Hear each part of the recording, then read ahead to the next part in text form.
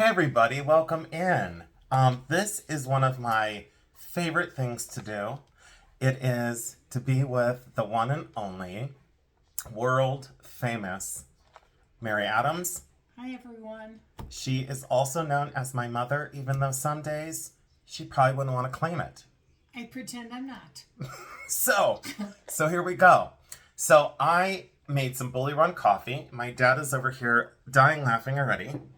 And I wanted to do show and tell with my mom because I bought a button collection out of the heart of Canton, Ohio.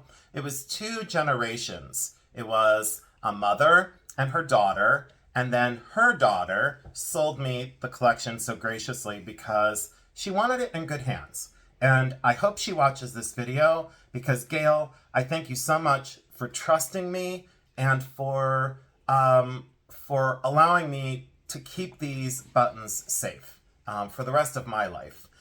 Why I'm here doing this is my mother and I were a team. We would go places together, like antique malls, antique shows, Burton, Ohio, yard sales, thrift stores. And before I was able to drive, my mother was taking me to, remember Richmond Mall? Mm-hmm. Tell them about that. Like, I was unable to drive at 14, and I asked you to go to an antique show in a mall. Well, a lot of your indoor malls back then had areas to where you could set up tables, and you could have anyone, craft people, antique people, there to sell their goods. And that's how I think Jason really got started with a lot of this, because he met a lot of really super nice people that had different collections and that offered different things.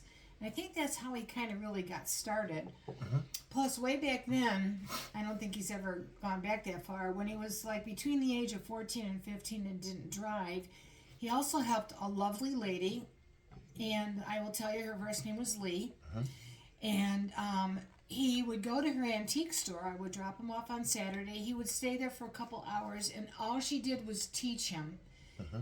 Very receptive. She was an artist. Mm-hmm. She cared about the environment. She cared about people. Mm-hmm. I can't tell you enough about her. So Mm-hmm. Jason started helping at her estate sales, and that's where he got his passion for collecting. Mm-hmm. Thanks for bringing that up, because Lee was thank you for turning that. So this. Lee was we'll put it, I always try and help Mm-hmm. you. I don't Yeah. try and grab things from No, you, but I I try and upside down. it's okay. We're all in now. So Lee, thanks for touching on that, because I do want to bring you on eventually to kind of give my viewers what I always say I want to give my viewers like my background. And then when I turn the camera on, I instantly forget about not Lee, but I don't think of mentioning it. So I appreciate you bringing that up, and you're looking at me with your most beautiful eyes, and I so appreciate you bringing that up. She was just wonderful. Thank you. He would go down and like I said, at the sales, she said, "Would you do the basement?" Well, nobody Yeah. else wanted to. Jason was down in the basement. I did the tools. Yep. I priced hammers and screwdrivers for $3 a piece, and then I had my tablet, to write them up. And she didn't trust a 14-year-old kid with money, which I wouldn't either. But then they would just go upstairs and check out. And, So it was amazing. So that's kind of when people have asked me about a muse, it's supposed to be something spiritual that is an inspiration, is what a muse is. And I had told Thelma at Thelma Thrift, I met three muses. I met three muses in my life that were an inspiration that was given to me by God or the universe or whatever you call it, whatever that is that allows that person into your life that's supposed to be with you. She changed my life. Lee changed my life. She changed my direction. She was patient. She was tolerant. She was kind. She was gentle. She was an artist. She understood me. I remember the first time I met her, and here I go getting diverted, but this is important to me. She had her shop on off of Mayfield Road, and it's before I was driving. And my mom went to work. My mom is a registered nurse, and once a nurse, always a nurse. And my mom worked on at the hospital, and I made a call in the phone book, like the big old phone books, 3 times this size, that today's children don't know what a phone book is. And it was 3 inches thick, and I looked up antique places, and there were only a few. There was like 4. So I called all 4. No one answered. I left messages because this is old landline. This isn't like cell Right, phone, right. So this is landline, and I called and I said, my name, and they probably thought, oh, this is just a kid. I'm not going to call him back, or they weren't open, But she called me back and she said, Jason, what are you looking for? And so I was stunned that she called back, and I said, well, I really like turquoise jewelry. I like Native American, and I called it Indian because in Right. school I was taught cowboys and Indians. So I called it Indian jewelry back then. And I said to her, I collect Indian jewelry. And she said, oh, I have a strand of turquoise beads. And I said, well, I'd love to come look. Well, I had to get my mom to drive me there. So I said, well, let me ask my mom. And then my mom drove me there. She went in, she met Lee. And within a second, my mom's like, I can come back and get you in a half hour or 45 minutes. You left me there with her. I mean, you did, Yeah, because she yeah. was that amazing of a woman that, like, within seconds, she had these most amazing eyes, those icy blue, like, you just trusted her. It was an instantaneous love and affection and mutual. I loved her as much as she loved me, and I think at that point in her life, she had raised her children, and Yep. she took me on as one of her kids in a way, and I admired her paintings. She was trained at the Cleveland Institute of Art, and I admired one of her paintings very much. And I came home and I told my mom for high school graduation, this is now 3 years after I initially met her, and I said to my mom, I said, hey, I really want to buy that one painting from Lee for my graduation. And my mom looked at me like, are you sure you want to buy an oil painting for your graduation? Like everyone else, all the quote normal kids were buying Letterman's jackets and class rings. I didn't want a class ring. I love jewelry, but I didn't want something to remind me of my school. I wanted something that was reminding me of someone that I loved and something that mattered to me. And certain enough, I bought the painting. It was $300. Yep. Yeah, $300, and it was like $900, and Lee gave it to me for $300, and it's a mother and child oil painting. And I'll take a picture of it sometime, and I'll post it on my community post. But it's above my mom's mantle in the other room, and you're not going to let me have it. Well, when he brought it home, he had it in his. I had it in my your bedroom. bedroom for Yeah. a while, and I thought, no, it doesn't need to be in there. It's got to be more. It's more important. So big. it went into the living room above Yeah. the mantle. Yeah, and it protects her home, so it's okay to stay here. I think it's going to stay for. It's a while. okay to stay here. It's been here for 20 years? long time. So or 30 now. It's 30 been over plus. 30 years. So 30. anyways, but Lee was amazing, and I'll talk more about that eventually. But we're here for buttons, and I'm so glad my mom brought that up. Sorry, and then, got off track. No, that's like the best part of this is what I think my viewers are is family, and they want this, and I don't give it to them enough. So the backstory of like your perspective of me is amazing, because not just as a mom, but as watching a collector evolve. That's what I'm after. Like your motherly skill will always be there, but you viewing me as a collector. And I guess let me ask you that. What did you think when I said... She's already frowning. Oh, no, go No, ahead. she's focused. What did you think I'm when I listening. said I was going to collect buttons? Like, what did you think? I While I really- start to show some of these. Go on. I don't think I really thought anything of it, because he did so many different things, and I let him, whatever made him happy, go for it. So. Now, when you did the first button show with me, because I had bought and collected for a long time before I wanted to sell, you remember? I think the first button, like I said, I showed Laura's mom back in the day. I think it was 25 cents, and I bought it when I was 14.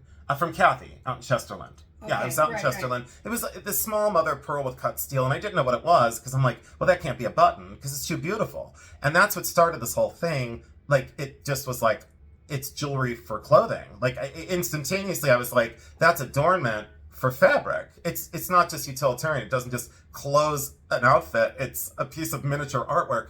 When I did that, and then I evolved into buying collections, like talk about the one from Buffalo. Go ahead and tell them. Oh, and I just want to tell them, this is just a red glass card. I don't mean just red ahead. glass, but these are from the 30s through around the 60s. And there's some really beautiful, these are all ruby red glass buttons. And I just wanted to show a glass card. For all the people that love vintage glass, that's why I brought this card on. But go ahead, tell them about Buffalo. Go for it. Well, I'm going to give you something a little bit before Buffalo. This is when he was first starting to collect. and he would do button shows. And a lot of the times he would only go to the shows and walk around and buy. And then he got so interested, and the next thing you know, is he joined a couple of button clubs, okay? And then after that, he decided to start selling the buttons. And then before you know it, we'd met a whole group of new people then. And the one thing we did do was a trip to Buffalo, which was in, I think, 2018. It was right around, maybe it was 2009 year, Maybe 2019, I 18, think. 19. Yeah, and that was, I'll say it was for Conrad. And he was a dealer I had met in Columbus, and he dealt in jewelry, so he knew me as a jewelry consumer. And then the backstory that was, I saw him at Don Scott. I bought a bracelet from him, a very expensive piece, and then he had buttons in the back of the case, and I said, "Are those for sale?" And he said, "Yeah, but you don't buy buttons." And I just looked at him like, "Yeah, I do." And then we started this conversation. He said, "Well, why don't you come up to Buffalo and look at the rest of the collection?" And then this is, you know. So he told us the day that we had to come, because he said the next day is a blizzard, and if you don't come on such and such a day, you'll never be able to make it up here. Which Buffalo is kind of that way. Well, plus we're coming from Cleveland, so remind them, we're like Cleveland to we're- Buffalo. yeah, We're in the snow belt the whole way there. So we're on a 2.5 hour drive. And so we got up there, and he said, meet me. There was a storefront that we had to meet him at, and he would take us over to the facility, a storage unit, to show what he had. Well, he said it's around the block. 30 minutes later, 30 minutes later. we were still in the car following him in his car, and we got there, and it was the oldest building. Extremely scary. Thank God that Jason knew him. Right. Otherwise, I was scared out of my mind. So it was, like an insane asylum. It was like the old elevators that had that close that you would need a doorman, Right. and that would open up and they would Right. creak. And we got upstairs, and there was unit after unit. And I think at one point, I really seriously think it was an insane asylum, because it had the doors down the hallway that were locked units. Yeah, it really was. And it was, I think it was. It really was. But I felt at home. See, you're nuts. I was extremely scared. Yeah. So anyway, we did the whole button thing, and we came home. This was really something. So Jason and I got home, and I'll just give you a quick little scenario. So we're driving back home. This is another thing. So Conrad says, you get on the freeway here, here, and here, and you'll be there in 5 minutes. Well, 25 minutes later, we finally got on the freeway. Yeah. So we're driving home, and it's getting bad. It's late at night, and the storm, where you could tell it was going to be coming in by the next morning. And so we're coming home. It's foggy. It's raining. It's freezing. We stopped at a little roadside place because we were starving by now. This is late, or 12 hours later on this road trip. It was epic. I will tell you, if you ever want to go on a road trip, and you don't know what's going to happen, and you're going to have a lot of fun, you're going to laugh and cry at the same time, go with Jason. Yeah. So it's a full range of emotion anytime anyone hangs out with me. Jason parks the car. He's driving my Sport Ute, which we thought was the best thing to take. Well, wasn't my car broken down? No, my car wasn't broken down. It was fine. Right. Yeah. I drove here, and then we drove from here. We stopped at, oh gosh, we're on the turnpike, and we stopped at a roadside. We both had a piece of pizza, something to drink. We got back in the car, and both of us were all of a sudden really cold. Yeah. The next We morning, were not so well. Jason comes to my house, drops me off, gets in his car, goes home to Akron. Now, mind you, the next morning we were both sick as could sick. be. Yeah. High fevers. Yeah. Sick. We didn't know how we got it, but we were really. It was true. We sick. Did. But I guess that's the thing is when. I guess I should say how what this means to me. I won't even let state lines control my consumption. I'll cross state lines all day long. And I have several times. So I want people to know that my conviction of collecting it's nonstop. I don't, I just there don't is stop. a purpose to his collection. I'm now going to let you explain what you're showing.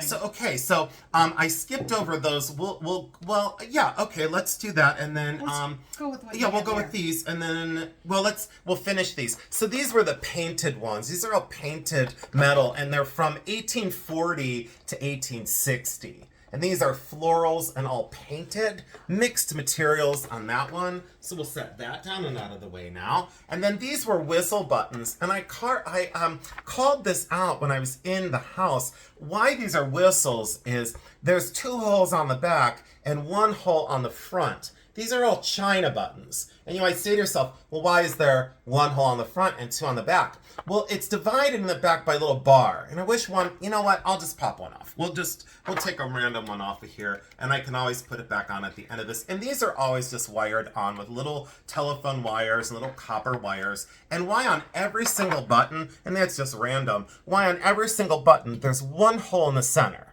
There's 2 holes on the back. See the bar in between where the thread would go through? The reason for this is, there's a reason. It wasn't just a design aesthetic. Then the thread wouldn't be worn. When you have a 2-hole sew-through button, you see the thread. You see the thread right through the center. That will wear over time just by rubbing on things. Your jacket rubs on something, your pants rub on something, your cuff rubs on something.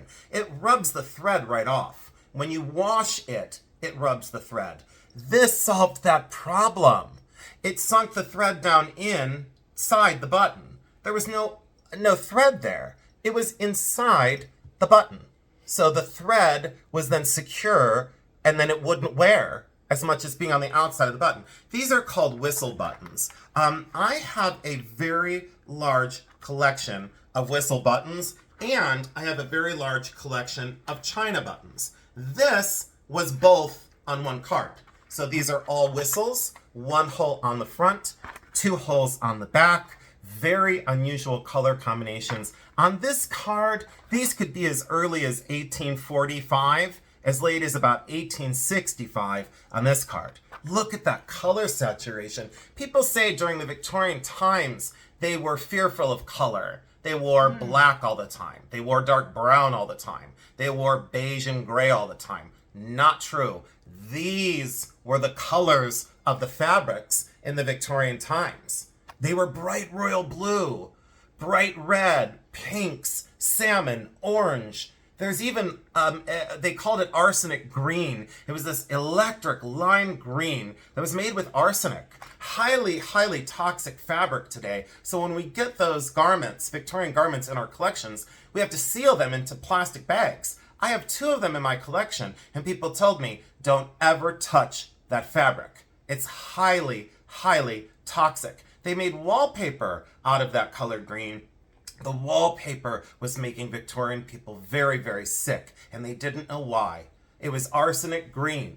So color was not left out of the Victorian times, and this is a testament to that. I love the style of these buttons. Utilitarian, but still highly beautiful in their simplicity.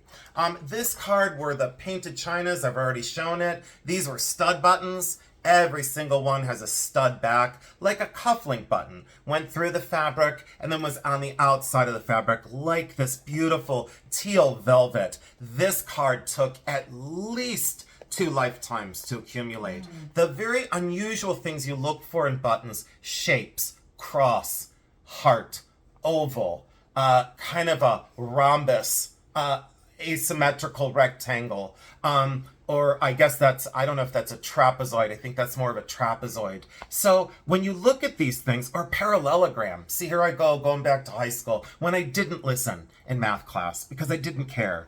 Square. But my artist brain wouldn't let me. These are magnificent for hand-painted China buttons. Each button on that card, on the more common ones, they're $12 to $15 a piece now. Years ago, $20 to $30 a piece. But the shaped ones are now up $50, $60 a piece. If you need that for competition. This pansy button, if someone had a pansy card that they were doing all pansy buttons, that could be worth $85. Now, people did compete, and they have Division 1, which is pre-1918. I don't talk a lot about the competitions because I just didn't do it. It took the fun out of collecting for me. I didn't like the competition and the rules. You can only have this many buttons on a card. You know, the Jason card would have looked like this, but then I would have cheated and I would have put one here, would have put a couple here, here, here. I would have put ones on the outside of this, and I would have been disqualified. No matter how great my tray was, I would have been disqualified because that's the rules. there were rules for competition. I didn't like following the rules. I still don't. And so I was no good at competing, so I didn't do it. These are mother of pearl. These are all carved and pierced Bethlehem pearl. My mom picked out a favorite, which is this one. My mom picked out this one earlier. Look at that for religious theme. The Virgin Mary, donkey, and Joseph on their way. And these make me very happy. The bell tower, the designs are just amazing. St. John with a bird, a peace dove there. I loved this one the most. The snake in the Garden of Eden, the Ten Commandments, and the Bethlehem star, the Star of Jerusalem, five-pointed star. And then that one is probably the Holy Bible there as well. The cross my mother loved as well. Can you imagine that surviving as a two-hole sew-through? These usually were not put on clothing. I love this one. And of course the all-seeing eye carved in mother of pearl. I think that's my favorite. The three fish, a triad design. Look how big these are. Inch and a quarter, inch and a half. They're very large. I love that royal red that she displayed these on. And these were collected in the 1930s. These were collected in the 1930s on, well, some of these were 1930s. Some were later, more contemporary. 1950 on some of those. These were diminutive enamels I showed. These are all brass. They're diminutive because look how small they are. Very tiny. I collect diminutives and I collect enamels, so I loved that card. And again, would I pay, let's see here. Would I pay 80 for this card? In a second. Would I pay 100? Absolutely. I'd get a little weird right around 120, 150. That's what I think it's worth. Find that many, 42 buttons, find that many diminutive enamels. You'll go through 10 button tins and find one. You'll go through 10 more button tins and you'll find another. Now tell me how many button tins and collections do you have to go through to get that many diminutive enamels? And these are miniature works of art that are hand painted. That's fired on glass enamel. Isn't that remarkable? It takes a lifetime to get that kind of a collection. And this is another thing that I just want to interject on. The way these are put together, people have commented that they have buttons and they don't know what to do with them. This is an example of what you can do with them. Mm-hmm. If you put them like this and you display them or put them in a frame, put them on a wall. Good point, because when these were up in the house with the frames, I just took the frames off so we could see them. Right. Good point. So that if you have something going on, you don't know what to do with it. There you go. And then you can enjoy them. Mm-hmm. Let's not forget this one. Let's do this one. Yeah, that's all nice. Our colored glass people will love this. That collect vintage glass. These are all right around the 1940s and into the 1950s. This coffee is delicious, by the way. Jeremy, the new Bully Run blend. All I can say is, holy cow! Wow. Fantastic, very smooth and not bitter. You know, a lot. Yeah, Jeremy, your coffee's magnificent, and not just because you're my partner, but it's true. It is true. It's true. It's absolutely true. And a lot of people are now saying the same thing, Jeremy. This card, I really thought about selling it because it didn't speak to my collector's heart until I realized how each one is individually beautiful. Each one is so thought out. Look at the jeweled center in that moon glow glass. These are all glass. Czechoslovakian on these. Czech Republic. The one that got me was the B. I have been after this button, this single button right there. I've been after that for 22 years or 24 years. Can't remember. But that bee, it's all glass, reverse painted, and it looks exactly like a honeybee. I mean, it looks exactly like a little bee. Look at it. So that one to me, like after I looked at the whole card, I said, I could replace that one and then sell the card to someone who would love this more than me. But now all of a sudden, I don't have a card like this. And look how it's laid out. It's ready to hang on my wall. And like, why wouldn't you want to look at this? And then it starts a conversation with people who are guests in your home. Mm-hmm. And that's the one thing that the daughter Gail had said to me about her mom and her collection. She wanted people to see these. She wanted the world to see them. And then when people came over for a visit, they would talk about that. It would start a conversation. Nice to share. Yeah. And then this one is, my mom knows my affection. I got that velvet all over these cards, that turquoise velvet. There we go. Now it's all over your floor.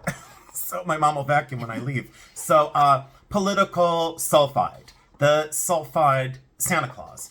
the paperweights on this card are amazing. And there were so many that when I was there, I couldn't think of all the makers, but there's Gotterham, there's, let me think here for paperweights. Let me look that up in this book really quick, because I think it's important that I mention some of those. And when you have asked about a book, it's okay. When you've asked about a book, this is the Big Book of Buttons. And why I bring this one on is it's the most all-inclusive of all books. And I appreciate your patience for me looking this up. But if you look at the diagrams, I mean, look at the way they lay them out. And then they give all the information on the other side. And there's some of the most amazing things. Like these are 18th century, a whole card of 18th century buttons. And those, they used to be like between, on the high end, $850 to $275 on the low end per button.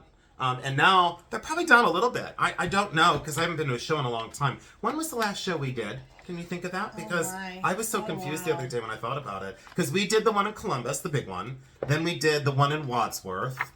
We did the one in, we did the Pennsylvania. Remember when we crossed the border and we went through the hills and went through that big tunnel to get there. Yep. And then there was another one we did, and I'm trying to blank on. I'm drawing a blank on it. I just blanked out. We did so many of them. Oh, I know. So, but our last one was a long time ago. Maybe I'm in the wrong part of this book. I think I am. Do you remember where the paperweights were? I guess I should have marked it. I was really familiar with this book for a long time and thought, I already know where it's at. No, I don't. Let's see here. I know it was towards the front. Let's see. It's been a long time, way before even Conrad's in 18. I agree. It was Yeah. way... Okay, here we go.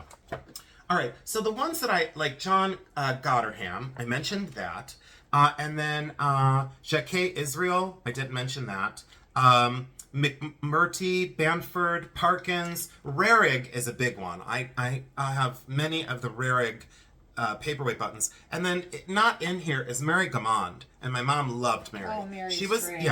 she was a lampwork artist who was the one who helped me slump my Jabo marbles. Weinman, Rudder, Kazun, that's another one, and Erickson. So there we go. And this breaks it down and then shows you the different paperweights and shows you the different ages of the paperweights. And then it'll show you each diagram, the shank system. What's remarkable about this book is it shows you the front of the button and then the back of the button. What to look for, how to study that, the shank system, the way they're constructed, and then all this information about these people, where they were from, how they produced, paperweights, the values.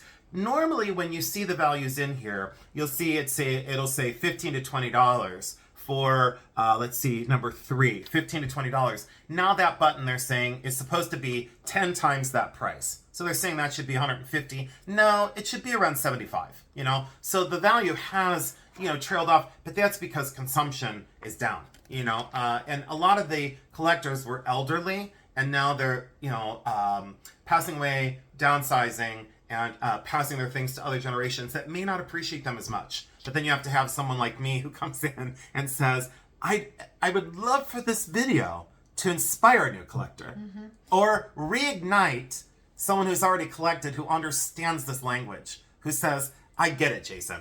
I get it, and then they are inspired to start collecting again. It's a hard book for them to find. It's a very difficult book to find. So my mom has, there's the cover. It's called The Big Book of Buttons, and there's the 2 authors. This is a first edition. I think there may have been a second edition, but this is a first edition copy of the book right here. First printing, 1981. And good question from my mom. This book, usually in good condition like this, it should have a dust jacket. This book goes for around $300. So you have to be pretty committed. You can find it as low as like $120, $130, and it might have little issues. Creased pages or people that drew in it in pencil to mark their collections. And the deco buttons, for anyone who loves Art Deco, I collect these as well, the faces on silk. Look at those, the garter buttons. Those were garter buttons. And the one garter button that I have is the policeman, and he's got his hand up that says stop. Are you kidding me? That you could put that on a garter and it's a little policeman with his hand up that says stop. It's the coolest button. It's on silk and you don't find it in good condition normally because they were worn on garters. You know, these, look at the little Deco face. Look at her little side eye. She's side eyeing it like, you're not gonna go there. And the little front view flapper with the orange hair, the little orange bob and the headdress and her real thick rouge makeup. Looks exactly like a flapper. Anyways, you could get lost in this book because it's just, I don't know, Mom. This is what I spent so many years with. Dog buttons, wild animals, themes, different materials, all color plates that then are described on the opposite side. This just keeps going and going and going. And while I'm on that, so that's the one book I would highly recommend. You don't have to start with this. There are at least 7 books about buttons. There are ones that are $19.99 to $24.99, and you can widely get them online. Don't buy any just yet. I'll do another video on books, but this is the big one. This is the Bible. This is the one who, this is like the Bible of buttons. And then this one was interesting. I got this, sorry to bump the camera. This one I got from the family. And this is Baubles, Buttons and Beads, The Heritage of Bohemia. And I had mentioned Gablans. Gablans is in Czechoslovakia, in the Czech Republic. I've mentioned Gablans as origin in past videos, and people were like, what are you saying? Well, people, when they talk about Czechoslovakian glass, they don't go to Gablans as the origin, where it stemmed from. This book goes into great depth on the export of these glass pieces from the Czech Republic, from that area. This is a magnificent book on buttons, beads, baubles, buckles, necklaces, carved crystals, parts and components, the advertising from back then, how they add and laid these out in a catalog. You don't see this. You go online to do basic research, and unfortunately, not picking on Google or any search engine, you don't find this complex deep dive. You'll stay right on the surface of the information. That's not the way I learned. I learned by this. I learned by taking these books and going to bed with them at night. You know, sleeping with this, going to bed with it, falling asleep to this, and then waking up in the morning before I had to go to work. Why was I always 15 to 20 minutes late? Because I was reading a book in the morning. That's why. I wasn't screwing around trying to figure out what outfit I was going to wear because I was never stylish. I wore a black shirt and jeans every day of my life. Same dirty tennis shoes, same dirty baseball hat. Didn't care about that. I cared about this. This is the world that I wanted to live in. So yeah, you'll see this is a remarkable book. So if you want another book that features some of the buttons and some of the original photographs, but it does explain Gablans as the origin, and it will specifically say, it'll even mention like Leo Popper or Niger glass. It will mention those areas in the world that these came from. And it'll even say on here, you know, it says each time, it says right there, Gablans, 1930s. It says it right there, it's in print. You know, so I don't know why contemporary people or contemporary jewelry historians aren't mentioning Gablans and the glass that was produced there. In the center of all of this, the heart of it. But yes, this is really important. And look at the Deco necklace. I mean, I can get lost in this book for another 45 minutes, but please, please, please. I don't know how readily available this is, but I had never seen this specific book before, ever, until I bought this collection. And the daughter said to me, I have a couple books. Would you like to buy them? And I said, I have to have them. So Beautiful. Also, thank you. Also in publication, just so you know, the National Button Bulletin. This is from the National Collection of Button Collectors. And I was part of the National since, let me think here. I started in 1992 in the National, 1992 through 1995 or 96. And I could be looked up in those bulletins because I was listed. 92 to 95 or 96. Then I picked it up again in 2008, they're about 2013 or 2015 in the National. Why I loved these, they came in the mail, I believe it was once a month, and they would discuss the competitions, what they were looking for, and then they would really focus on specific groups of buttons. They would really focus on what was unusual, what was desirable, what are the newest things out, what are the things that you should look for. They did discuss prices here and there. They also wrote these amazing articles. I was in one of the articles, and I brought that to my first button showing way back in my library videos. So if you want to see the first button video, you'll have to go back about probably 6 months or so. And I brought the article on that I had written in that specific video. At least I think I did. But you can see the way this is laid out. Talks about constructions, shows the back of things, really shows you what to look for. These were very useful. I don't think the membership was very expensive. Native American, sterling silver, Native American jewelry. People don't understand. Look at the buttons that were produced by the Navajo tribes, working silver, concho design, turquoise, very early. I think some of the earliest Navajo buttons were very utilitarian, very practical, very crudely constructed. 1890, I would say, 1890, and then flourished and started to become more mass produced around 1900, 1910, 1920 on some of these examples. And it does date these, and it does tell you all the construction. So when you look at these things in these manuals, wouldn't you love to have a card of Native American buttons to go with your sterling silver and Native American jewelry that's so revered? I would, because I do. I do have a card of Native American buttons. The one that got me the most was this edition. Look at the Wedgwood with the cut steel border on mother of pearl. One of the most beautiful Wedgwood buttons. That's probably still today $700 to $800 for that button. And it would probably be an inch and a quarter, inch and a half in size, I guess. Yeah, I was right. It says 1 7/16. It says it right on there. And I didn't look at that. But that's about the acceptable and right size for that. And there are reproductions in the button world. So just do yourself a favor and look that up before you get too carried away with investing that kind of money. These are all the charm string glass. And I love these. There are large eye, small eye, bubbles, lacy glass, lines and designs, faceted, berries, segmented. And these are all radiance and dewdrops were some of my favorites. So there's a little drop of glass behind these that turned the button, which was all clear, turned it that color. So when you look at these, you'd say, oh, that goes all the way through that button. No, it didn't. There's a little dollop of colored glass on the shank, and it radiates through the button. What craft and genius skill did it take to create that?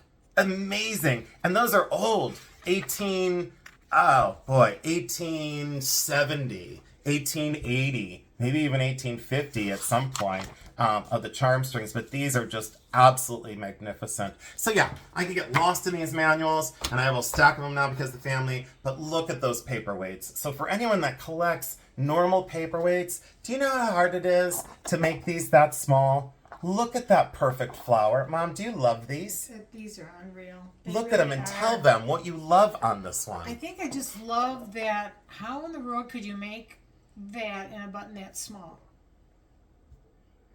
I agree. Just Look at amazing. this one. Mm-hmm, mm-hmm. Are you joking? That's Like look at this one. Yeah, that's my favorite. So that's called windowed. So see how it's got the design in there? Right. And then they facet the windows on there.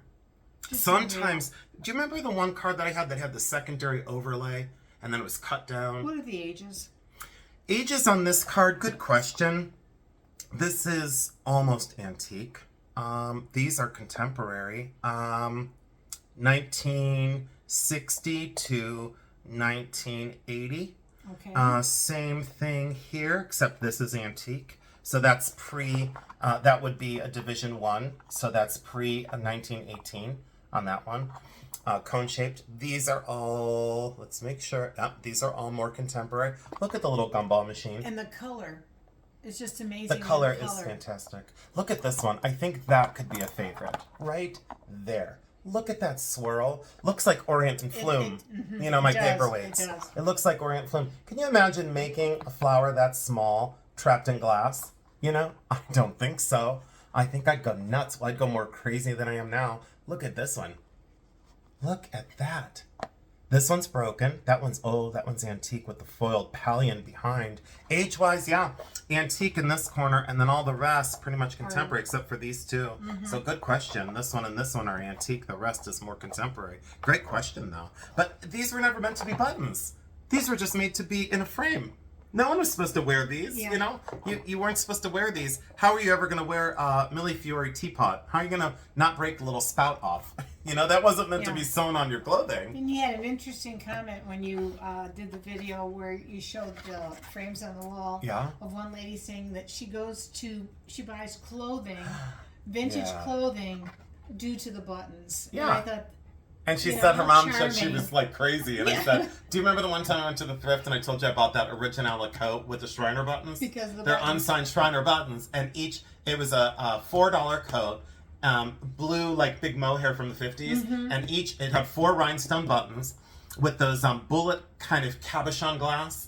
Set in gunmetal, and I bought the coat for $3.99, $4, and the buttons are worth $100 to $125 a button. I thought that was just Instead of 4. amazing. Yeah, I know. comment. Yeah, I know. Yeah, and So that was true. right. It's true, and that made me so happy because that resonated with me. Finally, like I don't mean like finally someone got me without me saying it, but I was like, oh, I could have shared that story, and yet she did that for me. She was looking for the artistry. She did, yeah, and that was an amazing comment. So thanks for bringing that up because there were a lot of positive comments on that video, and that's why we're here now. You know, these were FOP, F-O-P, and these are French buttons that were very finely dressed men and women. So these are considered FOP, F-O-P buttons.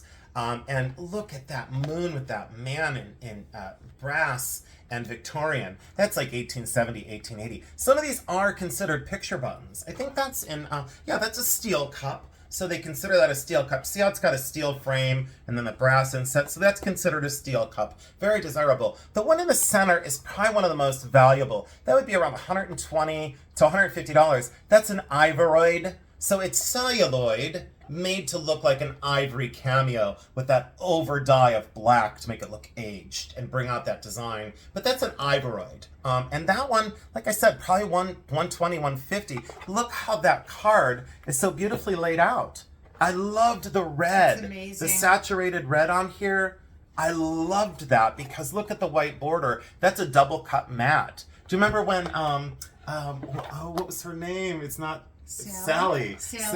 She was so good to me. When I would do the shows, I wanted to put my buttons on single discs. And she would do cards like this, mats like this, and she would so graciously give me the discs that she cut out of her cards because she couldn't use those. She only wanted the card cut out. And she would have her cards cut like this at Michael's or wherever she was having it done. And very expensive. She would save me the bags of all the colors, and then I would put my buttons on them. For my shows. Wonderful. Yeah, and I had little polka dots. So I'd have a table of a white tablecloth, and I'd have my little dots all over the table of all the buttons, and everybody loved it because they could touch them all. You know, they weren't in a showcase, they weren't away, you know, they were all out to be touched and admired. And then I just put the price in pencil on the back of them. You know? She was just amazing that she would She bring was. those to you. She was, and we started. It's okay to say we started life not liking each other. I had. Oh, she threw her She purse. did. She put her purse down on my buttons. Like I had my buttons out on a table, and she set her purse down on my card, and I said, I don't think so. And then she caught herself, and she was like, "Oh." So like we had that weird friction at first, you know, and then all of a sudden, when we knew that we were equal, and we knew that we had an appreciation for this, we were fine. And then we became really good friends. And Like she it was would, amazing. Yeah, she would run to her. Yeah. She had actually a huge The sport ute, yeah. And Yeah. she would run to her car to bring these discs She would. in. Because She Jason would. was the only one that was using them. You're right. Yeah, because they were like not virtually trash, but I was the only one that was using them because I loved Mm-hmm, them. Yeah. So and Sally, if you ever watch this, I miss you so much, and you became such an amazing friend of mine. Yep. And I thank you so much for being elegant and being gracious, and I loved your personality. I really did because you were just. You were you, and I like anyone who's that sort of individual, you know? Yeah. It makes me very happy. So, Sally, thank you so much. And then this one is sterling silver, and look at the little hallmarks right there. Look at the hallmarks. That's sterling silver. That's actually a sterling silver button. Now, they did make buttons in sterling. They made them in gold. They made them in diamonds. They made them in hand-painted miniatures. They put them with cut steel. The labor that went into some of these in fine materials is just amazing. You'll just be amazed when you get into like the true form of antique buttons. And then this one was just a card of brass floral. And I don't see just a card of brass floral. These are a little bit more common, but these designs were very beautiful because each one was like a highly recognizable flower or foliate design. Those are all Victorian. So those are all around, I would say on that card, let's see here. Oh, this was put together in 1979. Wow. 5 years after I was born. This is 45 years ago. Yeah. That's been put together 45 years ago. And look how beautiful. Look how beautiful she puts it together. I loved that. Yeah. Almost a Jacksonian design in the center. Look at the detail, the cut steel as well. So miniature. You know, I show these because people just kind of don't get it. They just are like, what is going on and why do you love them so much? Well, the reason why I love them so much is this is a classic example, and then this is our last one. This is the mother-daughter card. Now, why I show this one is, I explained this in the previous video. Imagine how many years it would take to find the large version and then the small version. All of these are Victorian. All of them are from 1870 through around 1890. This card is a testament to the patience and the perseverance of 2 generations of collectors, not just one. I put together a card of mother-daughter, because this is the big one. That's the mother, that's the daughter. That's the mother, that's the daughter. Mother-daughter cards, not a common thing to find. Look how beautifully laid out it is. Now, think about this. So you would say, well, Jason, these 2 buttons had to have come together in the same tin. No, they didn't. This is tinted purple, and this is undyed brass. This button never started life with this button, but it's the same button. So mother, daughter. Those 2 didn't start life on the same outfit. That was on purple fabric, blue and purple fabric. That was on brown, black, or gold fabric. So these 2 didn't start in the same collection. They're put together over 40, 50, 60, 80 years of 2 people collecting. Same thing here. This wasn't cleaned or polished. Maybe it was, but it didn't start life with this one.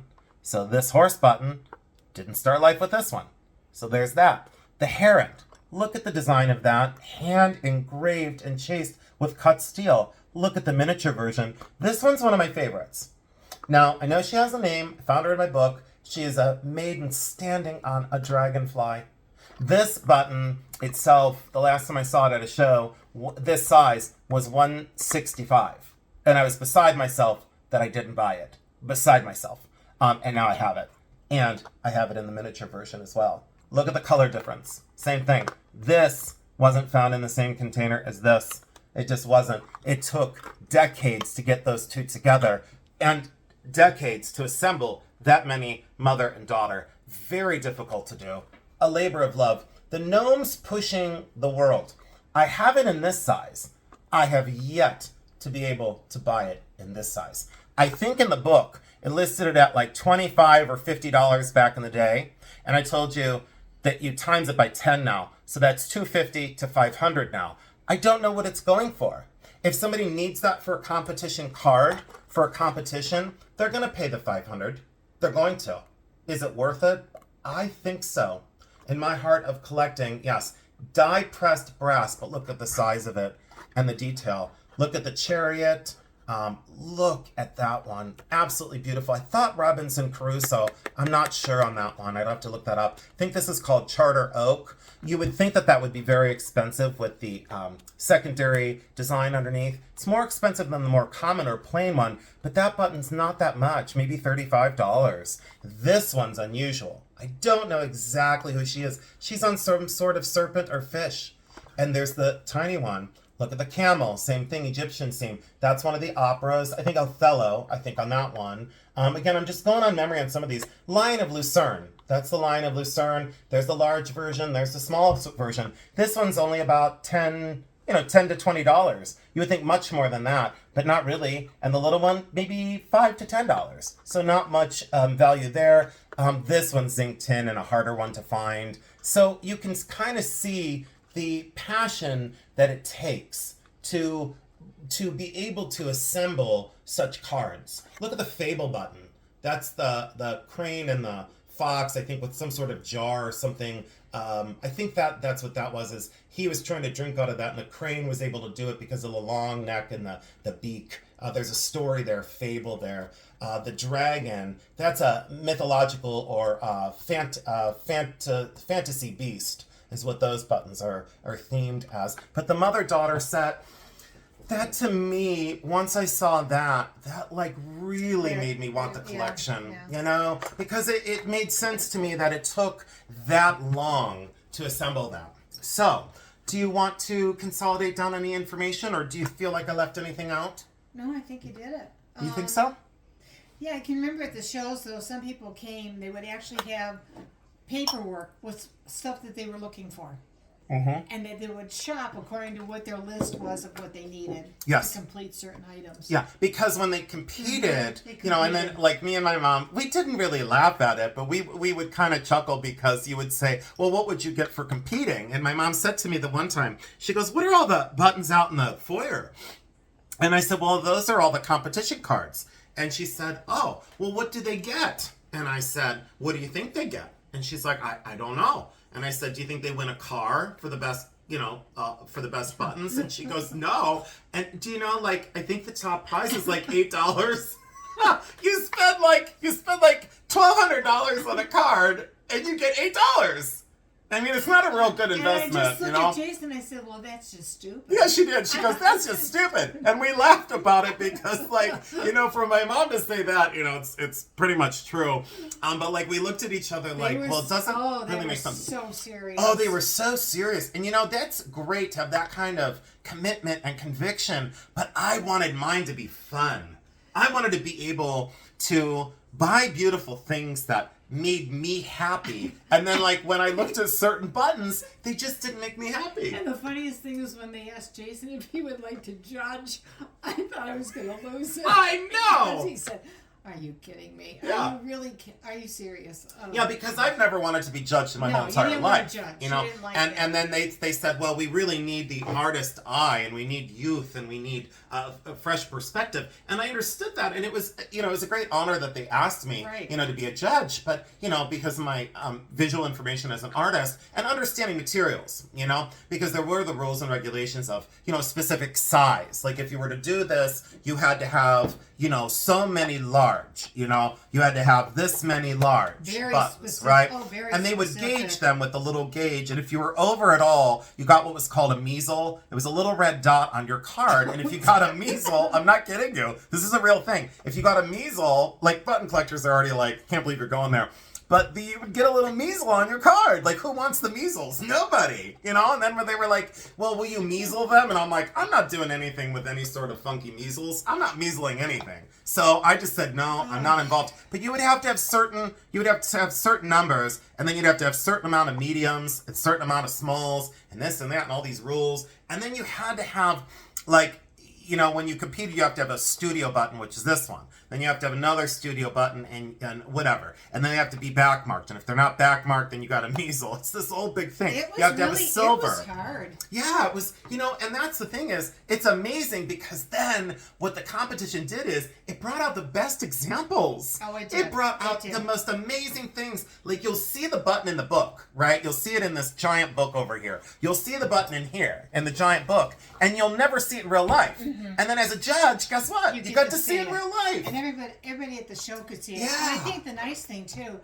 is forget the $4 or $8. Is that they won a medal or a ribbon? ribbon, That, yeah. That was to Yeah. me. That said it all. That, Yeah. They Yeah. worked hard and they were being honored for They it. were. Yeah. And it's yeah. a large accomplishment. It's not demeaning it at all. Right, It's a right. large accomplishment when they set their mind to spending that much money, $125, $100 on this one. That's what she spent on these back in the day, 50. 125, 50, 100. Some of these cards, you know, that's like, some of these cards might be still today, you know, 200 to 300, maybe even 500 or 600 per card. You know, and that's a lot of, you know, that's a lot of money. Now, some competitors would spend thousands. They would spend Right. 5,000, 6,000 on one card, you know?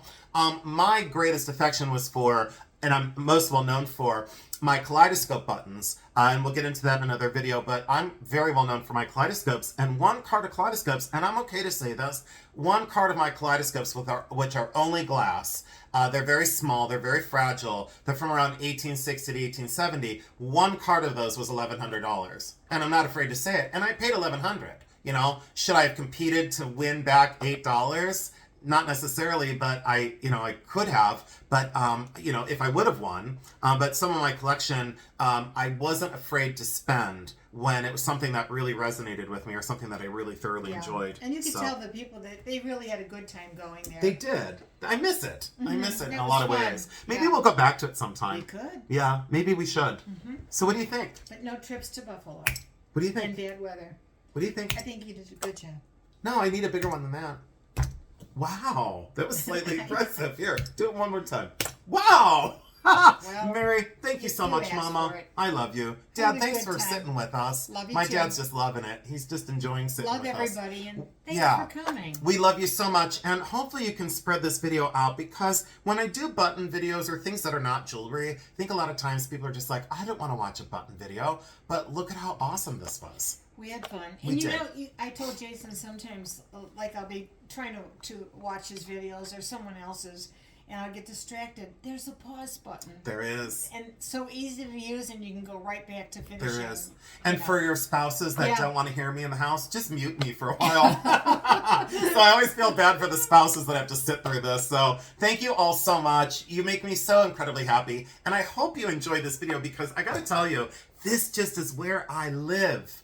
Collections like this don't come up very often. No. And when I find them, I have to And the spring last into one action. wasn't until it was 2018. Yeah. So 6 years later, Yeah, which is kind of unusual. I know, it's weird that I waited that long to strike again, but it's always the right thing. And Gail, if you watch this, Gail, thank you so much. And please, if you can, please play this for your mother Joan, because my sense of joy that I've had and will continue to have for probably the rest of my life. I thank you both very much. Joan, thank you. Gail, thank you so much. And to the dog Maisie that assisted me that day, that was absolutely nuts.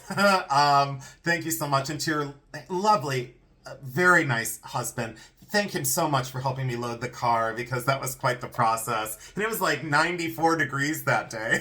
So thank you so much. And everyone, enjoy the rest of your night. Please go forward in peace. Mary, we love them. Have a good evening, everybody. We love you very much. Thank you. Love you.